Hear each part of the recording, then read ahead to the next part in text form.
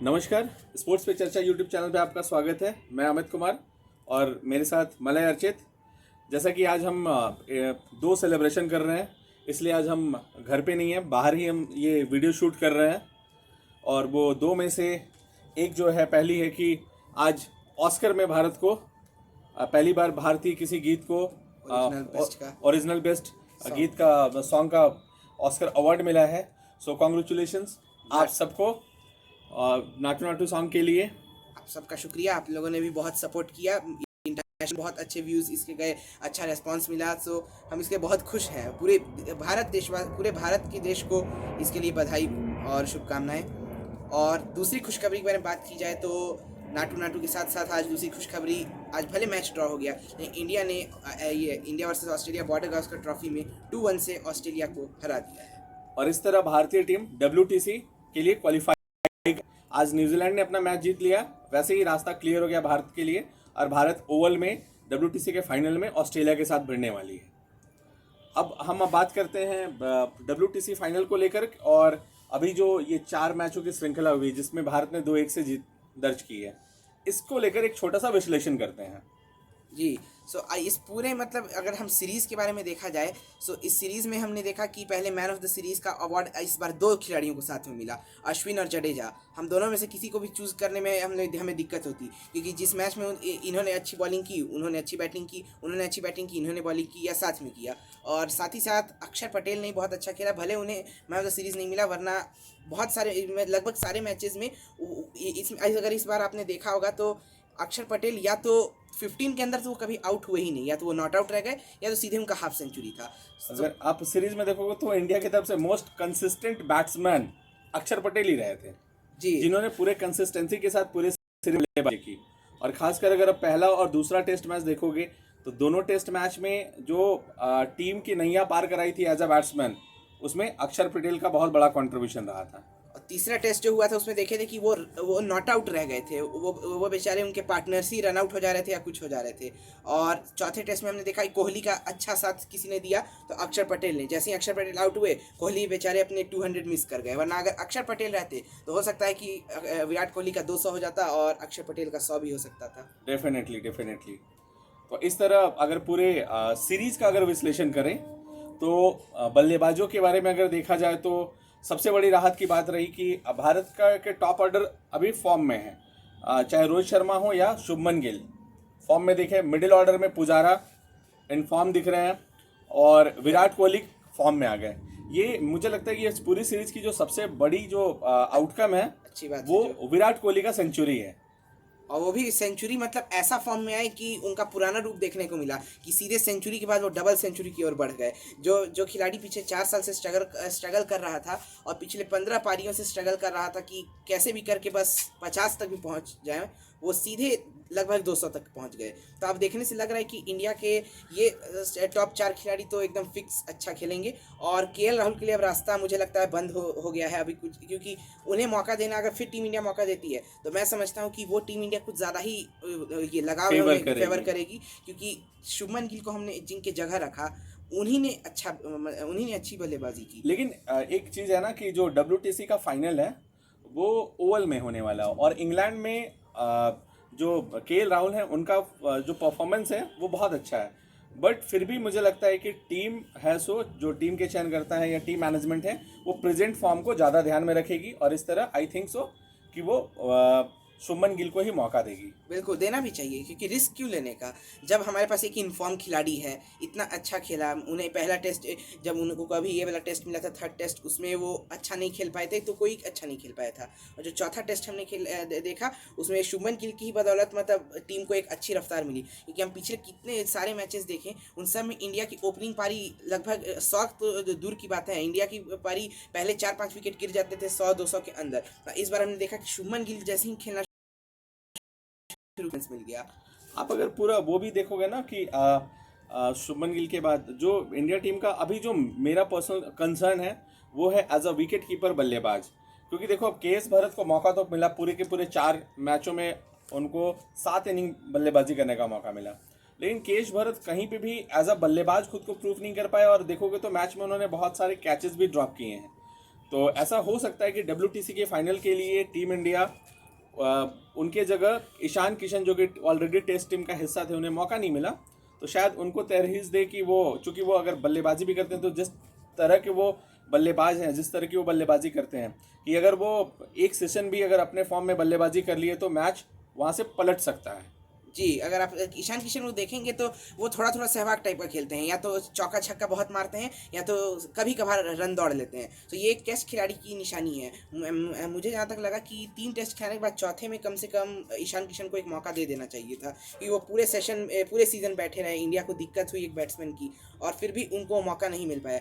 लेकिन ईशान किशन अगर रहेंगे तो मुझे लगता है कि ऋषभ पंत की कमी जो अभी, मुझे तो नहीं लगता अभी पूरी जल्दी हो पाएगी, क्योंकि पिछले अगर हम देखें पीछे 4-5 साल में, तो पिछले 4-5 साल में इंडिया सिर्फ 2 ही विकेट कीपर से को टेस्ट में खिलाई थी, या तो रिद्धिमान साहा रहते थे या तो पंत रहते थे। अब दोनों अवेलेबल नहीं है, तो अब दोनों नहीं है तो अब इंडिया को किसी युवा पे ट्रस्ट करना होगा। ये नहीं कि उस पर पूरा ये उनसे निश्चिंत रहे पंत की तरह, क्योंकि नहीं, और एक चीज़ भी है ना, क्योंकि इसके बाद WTC है, WTC के बाद आपको 50 ओवर का वर्ल्ड कप मैच खेलना है, और उसके लिए आपने ईशान किशन को फिक्स करके रखा है।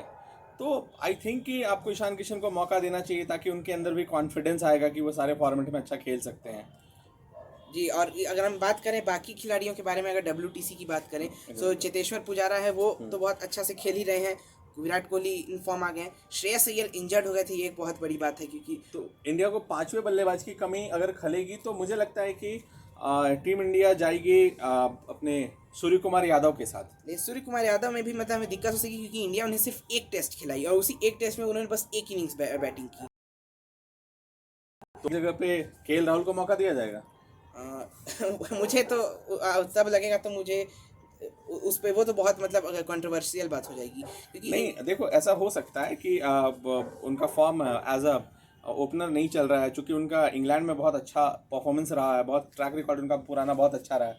तो ऐसा हो सकता है कि team India opening pair as a Shubman Gill और रोहित शर्मा के साथ जाए, फिर फर्स्ट राउंड में चेतेश्वर पुजारा, चौथे नंबर के बल्लेबाज हो जाएंगे विराट कोहली, और 5वें नंबर पे KL राहुल। वो ओडीआई में भी बैटिंग ऐसा कर चुके हैं। वनडे में भी अगर आप देखोगे तो वो मिडिल ऑर्डर में आके अच्छी बल्लेबाजी कर चुके हैं। नहीं, फिर अगर हम देखेंगे कि अगर ओपनिंग ये सारी सब कुछ ऊपर ठीक रहेगा, ऊपर वाले टॉप ऑर्डर बैट्समैन अच्छा रहेंगे, लेकिन KL राहुल के अगर सिर्फ पुराने स्टैट्स पे देखा जाए तो KL राहुल को हम लोग इतने दिन से सिर्फ पुराने ही स्टैट्स पे तो खिला रहे थे, कि पुराने स्टैट्स में बहुत अच्छा खेलते थे। आपके पास जो 5वां नंबर का जो बल्लेबाज है वो इंजर्ड है, तो मुझे लगता है कि तो आप अगर रिप्लेस करना चाहोगे तो बेस्ट रिप्लेसमेंट तो मुझे लगता है कि KL राहुल या फिर सूर्य कुमार यादव। उसके बाद ऑलराउंडर्स की इंडिया को बिल्कुल दिक्कत नहीं है, क्योंकि अश्विन बहुत अच्छी बैटिंग कर रहे थे, जडेजा बहुत अच्छे से मैच खेल रहे थे, और अक्षर पटेल तो खैर जिनके बारे में बात कर ही ली हमने, बहुत अच्छा खेल रहे थे। तो इंडिया को इन 3 में से कोई दिक्कत नहीं होगी। और फास्ट बॉलर में अगर हम देखेंगे तो शमी एक फिक्स्ड रहेंगे, क्योंकि उन्होंने पूरी अच्छे से बॉलिंग की। भले विकेट्स उतने ज़्यादा विकेट नहीं लिए, लेकिन किसी मैच में हम उन्हें ब्लेम नहीं कर सकते कि उन्होंने ख़राब किया।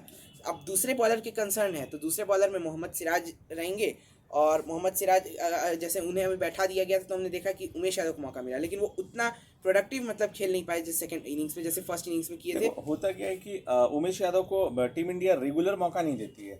प्रॉब्लम यही है, अगर रेगुलर मौका देती तब तो वो परफॉर्म कर पाते, उनको ड्रॉप किया जाता है, लिया जाता है, जब कोई इंजर्ड हो जाता है तब उनको लाया जाता है। तो WTC के फाइनल के अकॉर्डिंग अगर आप देखोगे इस पूरे सीरीज के परफॉर्मेंस के बेस पे, तो फास्ट बॉलर में एक उमेश यादव हो जाते हैं, दूसरे आपके पास रहते हैं जयदेव उनादकट है, उमेश यादव हैं, और एक मोहम्मद सिराज है। मुझे तो लगता है I will go with first is your Mohammed Shami, second is your Mohammed Siraj, and third one is Umesh Yadav. क्योंकि अगर आप इंग्लैंड में खेल रहे हो तो आप 3 स्पिनर तो लेके खेलोगे नहीं, आप 3 फास्ट बॉलर ही लेकर के खेलोगे। नहीं, फिर 2 स्पिनर्स, अगर इंडिया अगर 2 ही स्पिनर्स को खिलाती है तो किस स्पिनर को हटाएगी? जैसे मैं प्रेफर करूंगा, जैसे रविंद्र जडेजा जैसा, अक्षर पटेल भी अच्छे हैं, अश्विन भी अच्छे हैं।